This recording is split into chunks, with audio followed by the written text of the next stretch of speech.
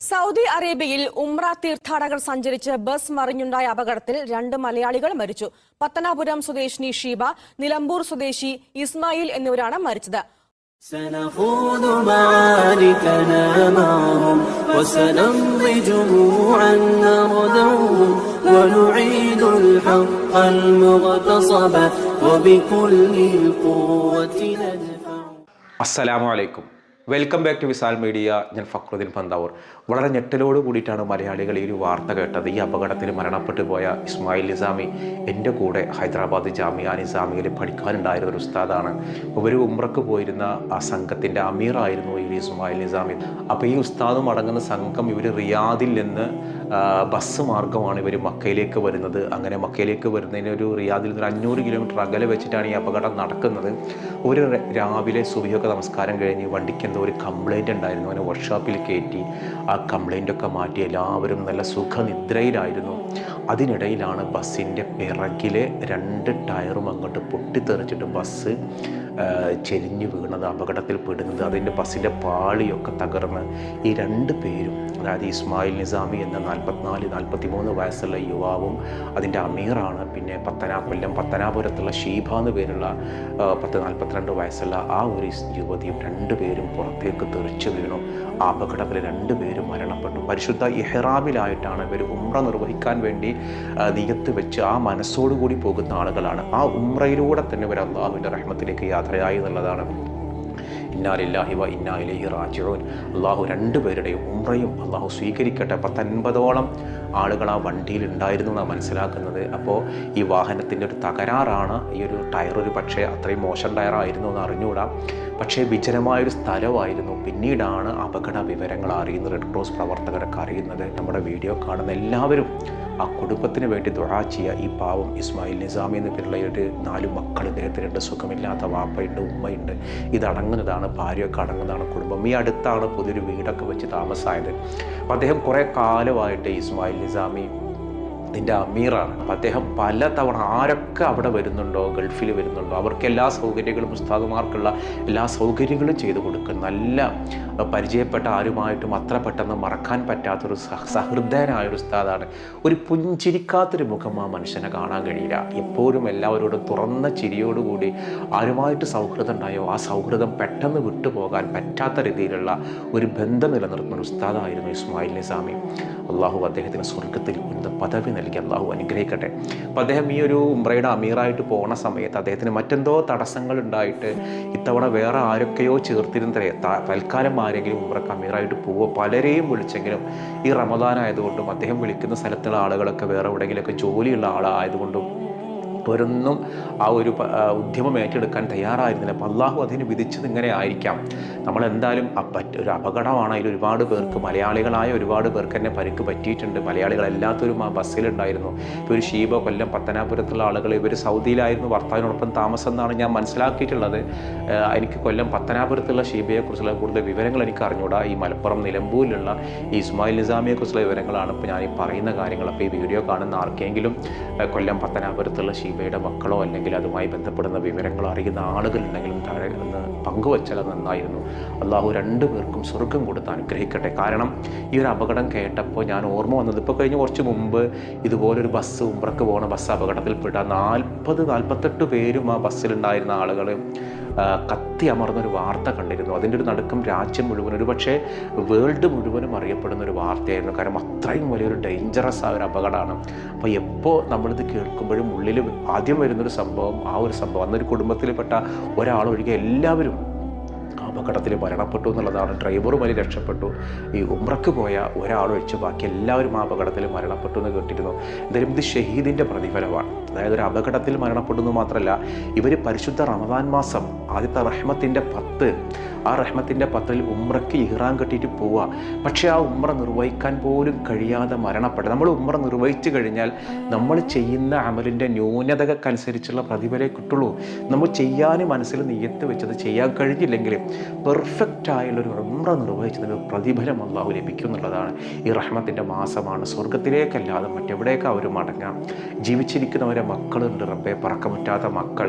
അദ്ദേഹത്തെക്കുറിച്ച് അദ്ദേഹത്തിൻ്റെ സുഹൃത്തുക്കൾ പലരും സോഷ്യൽ മീഡിയയിൽ എഴുതിയിട്ടിരുന്നു. അത്രയും സ്നേഹസമ്പന്നനായ ആളുകളാണ്. എന്നെ സംബന്ധിച്ചിടത്തോളം ഷോക്കായത്, ഞാനിങ്ങനെ അദ്ദേഹത്തിനെ കണ്ടപ്പോൾ ഞാൻ എവിടെയോ കണ്ട്, ആ ഒരു ചിരിയിൽ കാണുമ്പോൾ എവിടെയോ കണ്ടു മറന്നു. അങ്ങനെ ഞങ്ങൾ നിസാമിയയുടെ ഒരു ഗ്രൂപ്പുണ്ട്, ആ ഗ്രൂപ്പിൽ അന്വേഷിക്കുമ്പോഴാണ് ഇത് 2006, 2007, 2008 ആ കാലയളവിലാണ്. അപ്പം ഞാൻ ഈ ഒരു മനുഷ്യനെ എവിടെയോ കണ്ടൊരു ഓർമ്മ. അപ്പോഴാണ് എനിക്ക് മനസ്സിലായത് അദ്ദേഹം കുടുംബത്തിന് ക്ഷമ നൽകട്ടെ. ഇന്നലെ വരെ നോമ്പ് തുറന്ന ഒരാൾ നമ്മുടെ കൂടെ നാളെ മരണത്തിന് അത്രയേ ഉള്ളൂ കേട്ടോ.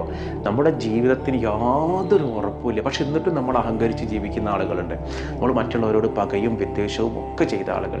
അവസാനം നമ്മുടെ ഉള്ളിലുണ്ടാവുക ഈ പ്രസംഗിച്ച കാര്യങ്ങളൊന്നുമല്ല, നമ്മൾ ചെയ്തൊരു നന്മ, മറ്റുള്ളവരോട് ചെയ്തൊരു കാരുണ്യം. ആ കാരുണ്യം എത്രയാണോ അതേ നമ്മുടെ ഉള്ളിലുണ്ടാവും. അതുകൊണ്ട് പരമാവധി ചുറ്റുമുള്ള ആളുകളോടൊക്കെ സ്നേഹത്തോടു കൂടി പെരുമാറുക, നല്ല മനസ്സോടു കൂടിയിട്ട് ഇടപഴകാൻ ശ്രമിക്കാം. ഒരു പുഞ്ചിരി പോലും സ്വതക്കയാണെന്ന് പഠിപ്പിച്ച ഒരു ഹബീബായ റസൂലുള്ളാഹിയാണ് നമ്മുടെ നബി.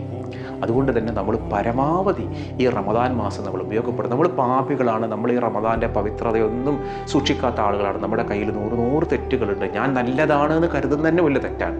ഞാൻ ഉഷാറാണ്, ഞാൻ തറാവിയൊക്കെ 20 റക്അത്ത് നിസ്കരിക്കുന്നുണ്ട്, അല്ലെങ്കിൽ 8 നിസ്കരിക്കുന്നുണ്ട്, എൻ്റെ നിസ്കാരം 20നേക്കാൾ നീളമുള്ള നിസ്കാരമാണ്, കണ്ടില്ല ഞങ്ങൾ ഇത്രയും വലിയ ഓത്താണ്, അപ്പോൾ ഞാൻ പെർഫെക്റ്റ് ആണെന്ന് നമ്മൾ കരുതിയാൽ തീർന്നു. നമ്മളൊന്നുമല്ല, നമ്മുടെ ന്യൂനതയിലാണ് റബ്ബെ. എന്നെക്കാളും മെച്ചമുള്ളവർ മറ്റുള്ളവരാണ്. അർച്ചോനെ എന്നെയും കൂടി ഉൾപ്പെടുത്തണേ, സ്വാലിഹീങ്ങളിൽ ഉൾപ്പെടുത്തണേ നമ്മൾ ദുആ ചെയ്യലാ വേണ്ടത്.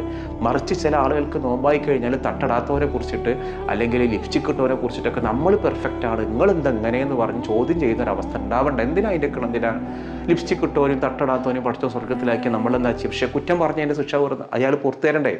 അപ്പോൾ ഈ ഒരു വീഡിയോ കാണുന്ന ആരുടെയെങ്കിലും പ്രിയപ്പെട്ടവർ ഇത്തവണ ഉംറക്ക്, ഈ ഒരു റമദാൻ മാസത്തിൽ ഉംറക്ക് പോയ ആളുകളുണ്ടെങ്കിൽ താഴെ വിവരങ്ങളൊന്ന് പങ്കുവെക്കണേ. എല്ലാവർക്കും മഖബൂലും മബ്റൂറുമായ ഹജ്ജും ഉംറയൊക്കെ ചെയ്യാനുള്ള തൗഫീഖ് അല്ലാഹു നൽകട്ടെ. ഞാനിന്ന് ചോദിക്കുന്നൊരു ചോദ്യം, അതിന് മുൻപ് ഇന്നലെ നമ്മളൊരു ചോദ്യം ചോദിച്ചിരുന്നു. നോമ്പ് അസുഖം മൂലം എടുക്കാൻ കഴിയാത്ത ആളുകൾക്ക് ഒരു മുദ്ദ് ധാന്യങ്ങൾ കൊടുക്കണം, മുദ്ദ് എത്രയാണ് അതിൻ്റെ അളവ് എന്ന് ചോദിച്ചിരുന്നു. മുദ്ദിന് ഏറ്റവും സുഖകരമായ കിതാബിൽ പറഞ്ഞ മഹാന്മാർ പഠിപ്പിച്ച ഹബീബായ റസൂലുള്ള പഠിപ്പിച്ച ഒരു മാർഗ്ഗമുണ്ട്. 800 ഗ്രാം, 700 ഗ്രാം, അങ്ങനെ ഗ്രാമിൻ്റെ ഒക്കെ കണക്കിനപ്പുറം ഒരു കൈക്കുമ്പിൾ ധാന്യം, ഇതാണ് അളവ്. നമ്മുടെ ഒരു കൈ എടുത്തിട്ട് ആ ഒരു കൈക്കുമ്പിളിൽ എത്ര ധാന്യങ്ങളുണ്ടോ അതാണ് ഏതിൻ്റെ അളവുള്ളത്? ഒരു മുദ്ദ്. അപ്പം ഈ മുദ്ദിന് നിങ്ങൾ തൂക്കി നോക്കിയോ അല്ലെങ്കിൽ കിലോ കണക്കിലൊന്നും നോക്കണ്ട. അരിച്ചാക്കിൽ നിന്ന് അരിപ്പാത്രത്തിൽ നിന്ന് ഒരു പിടി ഇങ്ങോട്ട് പിടിച്ചിടുക, ഇതാണ് ഒരു മുദ്ദ്. അടുത്ത ഇവിടെ രണ്ടാമത്തെ മുദ്ദ്. അപ്പോൾ എത്ര നോമ്പാണോ നഷ്ടമായതെങ്കിൽ ഏറ്റവും സുഖകരം, ഇത് മഹാന്മാർ പഠിപ്പിച്ചൊരു കാര്യമാണ്. അതിന് 700 ഗ്രാമോ മറ്റു ഗ്രാമൊക്കെ ആക്കുന്ന സമയത്ത് പിന്നെ ചെറിയ കുട്ടികളെ കൊണ്ട് പിടിച്ചിടിക്കരുത്. ഒരു സാധാരണ ഒരു മനുഷ്യൻ്റെ കൈക്കുമ്പിൽ കൊള്ളുന്ന എത്ര അളവാണോ അതാണ് ഒരു മുദ്ദ്. അപ്പോൾ ഓക്കെ, നമ്മൾ ഇന്ന് ചോദിക്കുന്ന ഒരു ചോദ്യം, സാധാരണയും ഉള്ളപ്പോഴും റമദാൻ അല്ലാത്തപ്പോഴും നമ്മൾ നിസ്കരിക്കുന്ന ഒരു നിസ്കാരമാണ് വിത്ർ നമസ്കാരം. റമദാനിൽ വിത്ർ നമസ്കാരം സാധാരണ നിസ്കരിക്കാത്ത ആളുകളൊക്കെ നിസ്കരിക്കലുണ്ട്. ഈ വിത്ർ നമസ്കാരത്തിന് എത്ര റക്അത്താണ് എന്നുള്ളതാണ് ചോദ്യം. സാധാരണ വിത്ർ റക്അത്ത് നമ്മൾ പള്ളിയിലൊക്കെ നിസ്കരിക്കുന്ന ആളുകൾ 3 നിസ്കരിക്കലുണ്ട്. പിന്നെ വിത്ർ നിസ്കാരത്തിൻ്റെ സമയം നമുക്കറിയാലോ. സമയം വിത്ർ നിസ്കരിക്കാൻ വേണ്ടി ഇപ്പോൾ 2 സമയങ്ങളുണ്ട്. അതായത് ഒരു കൂട്ടർക്ക് ഇശാഇന് ശേഷം, തറാവീന് ശേഷം നിസ്കരിക്കാം, വേറൊരു കൂട്ടർക്ക് സുബഹിയുടെ തൊട്ട് മുൻപായിട്ട് നിസ്കരിക്കാം എന്നുള്ളതാണ്. അതായത് ഏതാണോ നമുക്ക് യോജിക്കുന്നതെങ്കിൽ ആ സമയം തിരഞ്ഞെടുക്കാം എന്നാണ് അതിൻ്റെ ഒരു മാനദണ്ഡം. റസൂലുള്ളാഹി സ്വല്ലല്ലാഹു അലൈഹി വസല്ലമയോട് ഉമർ റളിയല്ലാഹു അൻഹു ചോദിച്ചു, ഹബീബായ നബിയെ, ഞാൻ എപ്പോഴാണ് വിത്ർ നിസ്കരിക്കേണ്ടത്? നീ സുബഹിൻ്റെ തൊട്ട് മുൻപ് നിസ്കരിക്കുക, ഉറങ്ങി എഴുതിയതിന് ശേഷം. അബൂബക്കർ ചോദിച്ചപ്പോൾ പറഞ്ഞു, നിങ്ങൾ ഇശ നമസ്കരിച്ചതിന് ശേഷം നമസ്കരിക്കുക എന്നാണ് പറഞ്ഞു കൊടുത്തത്. അപ്പോൾ അതിന് ഓരോരുത്തരുടെ ശാരീരിക പ്രകൃതിക്കും ഉറക്കത്തിനനുസരിച്ചൊക്കെ ആരോഗ്യത്തിനനുസരിച്ചൊക്കെ 2 സമയത്തും ചെയ്യാം. ഞാൻ ചോദിക്കുന്നൊരു ചോദ്യം ഇതാണ്, വിത്ർ സാധാരണ പള്ളിയിൽ 3 റക്അത്താണ് നിസ്കരിക്കുക, പക്ഷേ വിത്റിൻ്റെ യഥാർത്ഥ വിത്ർ റക്അത്തിൻ്റെ എണ്ണം 3 അല്ല. അപ്പോൾ എത്രയാണ് വിത്ർ എന്ന് പറയുന്ന ഒരു നമസ്കാരത്തിൻ്റെ എണ്ണം എത്രയാണ് എന്നുള്ളതാണ്. സാധാരണ നമ്മുടെ കേരളത്തിലുള്ള ഷാഫി കോൺസെപ്റ്റിൽ പോകുന്ന പള്ളികളിലൊക്കെ വിത്റിന് ഒരു കുനൂത്ത് ഉണ്ടാവലുണ്ട്. ഹനഫികളിൽ അങ്ങനെ ഒരു കുനൂത്ത് ഉണ്ടോ ഇല്ലയെന്ന് എനിക്ക് അറിഞ്ഞുകൂടാ. ഏതായാലും ഹനഫി മദ്ഹബ്, നമ്മുടെ നാട്ടിലെ ഹനഫി മദ്ഹബ് ഇല്ല, ഞാൻ അറിയുന്ന വല്ല തമിഴ്നാടിലോ അല്ലെങ്കിൽ പാലക്കാട് ഏരിയയിലൊക്കെ ഉള്ള ആളുകൾക്ക് ഒരു പക്ഷേ അറിയായിരിക്കാം. വിത്റിൽ അങ്ങനെ ഒരു കുനൂത്ത് ഉണ്ട് എന്നാണ് എൻ്റെ ഒരു ധാരണ കേട്ടോ. എനിക്കറിയില്ല, ഞാൻ ആദ്യമേ പറയുന്നു. ഗൾഫിലൊക്കെ ഹനഫി മദ്ഹബ് ഉള്ളവരാണെങ്കിൽ പക്ഷെ അറിയായിരിക്കാം. വിത്റിൽ കുനൂത്ത് ഉണ്ടെങ്കിൽ ഒന്ന് പ്രത്യേകം പറയണേ.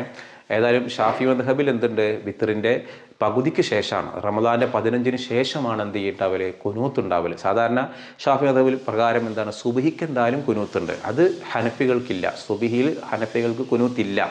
പക്ഷെ ഷാഫികൾക്ക് വിത്റിൽ റമദാൻ്റെ 15-ന് ശേഷം എന്ത് ചെയ്യലുണ്ട്? കുനൂത്ത് ഓതലുണ്ട്. അപ്പോൾ എത്രയാണ് ഈ വിത്റിൻ്റെ എണ്ണം എന്നുള്ളതാണ് നമ്മുടെ ചോദ്യം. ആ ഉത്തരവാണ് നിങ്ങൾ കമൻറ്റ് ചെയ്ത് റക്കാത്തിൻ്റെ എണ്ണം, അതാണ് ചോദ്യം. ആ ഉത്തരവാണ് നിങ്ങൾ കമൻറ്റ് ചെയ്യേണ്ടത്. അതോടൊപ്പം നമ്മൾ ആ മരണപ്പെട്ടു പോയ ആളെ കൊണ്ട് പ്രാർത്ഥിക്കുക. മറ്റൊരു ദിവസം മറ്റൊരു വീഡിയോയുമായി വീണ്ടും കാണാം. അസ്സലാമു അലൈക്കും.